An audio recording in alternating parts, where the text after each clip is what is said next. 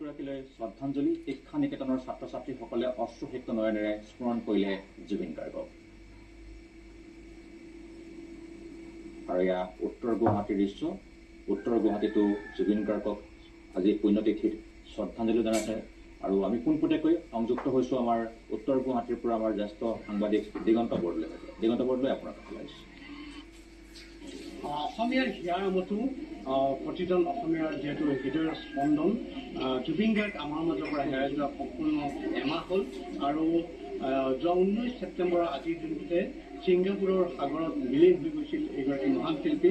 আৰু আজিৰ দিনটোত প্ৰতিজন জুবিন গাৰ্গৰ অনুৰাগীয়ে তেখেতৰ প্ৰতি গভীৰ শ্ৰদ্ধাঞ্জলি জ্ঞাপন কৰিছে। আৰু মই বৰ্তমান উপস্থিত আছোঁ সাতগাঁৱৰ যি শিক্ষা নিকেতন, শিশু শিক্ষা নিকেতনত আছোঁ। আৰু ইয়াৰে শিক্ষাৰ্থীসকলে জুবিন গাৰ্গৰ প্ৰতি গভীৰ শ্ৰদ্ধাঞ্জলি জ্ঞাপন কৰিছে। আৰু এনেদৰে চাকি বন্তি জ্বলাই তেখেতসকলে জুবিনৰ ন্যায় আচলতে বিচাৰিছে। মৃত্যুৰ যি ন্যায় প্ৰতিজন অসমীয়াই যেনেকৈ দাবী কৰিছে, তেখেতসকলেও দাবী জনোৱা পৰিলক্ষিত হৈছে। তাৰ মাজতে মই কথা পাতিবলৈ লক্ষ্য কৰিম, যিহেতু জুবিন গাৰ্গ আমাৰ মাজৰ পৰা হেৰাই যোৱা এমাহ সম্পূৰ্ণ হ'ল। আৰু আজিৰ দিনটোতে ছিংগাপুৰৰ সাগৰত বিলীন হৈ গৈছিল এইগৰাকী মহান শিল্পী। কি ক'ব এই মুহূৰ্তত? হয়, আজি জুবিন দাক ঢুকুৱাব একমাহ হৈ গ'ল।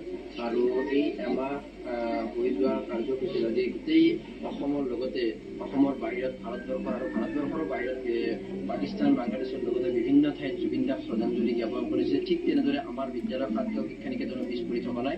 আজি আমাৰ বিদ্যালয় খাদ্য শিক্ষা নিকেতনৰ ছাত্ৰ ছাত্ৰী, শিক্ষক শিক্ষয়িত্ৰীৰ সহযোগত আমি মহান শিল্পীগৰাকীলৈ গভীৰ শ্ৰদ্ধা নিবেদন কৰিছোঁ। আৰু আপোনাক কি বিচাৰিছে আৰু লগতে এই জুবিন দা যে ছিংগাপুৰৰ সাগৰৰ তীৰত ঢুকাই গ'ল, কেনেদৰে তেখেতৰ মৃত্যু হ'ল, কি হ'ল, সেই ৰহস্য যাতে উদঘাটন হয় আৰু তেখেতে যাতে ন্যায় পায়, তাক লৈ আমি অসম চৰকাৰৰ মাননীয় মুখ্যমন্ত্ৰীলৈ আহ্বান জনাইছোঁ। এই মুহূৰ্তত কোনটো বিজয়ে তেখেতক শ্ৰদ্ধাঞ্জলি জ্ঞাপন কৰিব?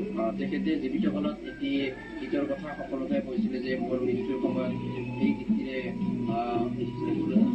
মায়াবী